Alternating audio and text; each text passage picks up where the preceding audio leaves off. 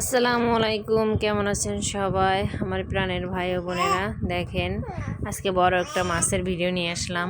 আর এই মাছটা কিন্তু খেতে ভীষণ ভালো লাগবে। এই মাছটা আমরা হয়তো অনেকে হইলে ভেজে খেতাম না। এই মাছটা কিন্তু আজকে আপনার মশলা দিয়ে কষি রান্না করা হবে। এই যে অলরেডি কষানো শুরু হয়ে গেছে। অনেকে আছে কিন্তু এরকম যে আমরা কষানো মাছ পছন্দ করি। যাই হোক, আমাদের ছেলে মেয়েরা আজকে কষানো মাছ খাবে, যার জন্য আজকে কষে রান্না করা হবে। আসলে আমি কখনো কষিয়ে রান্না করি না। এখন সবার রুচি তো সমান না, কি করা যাবে।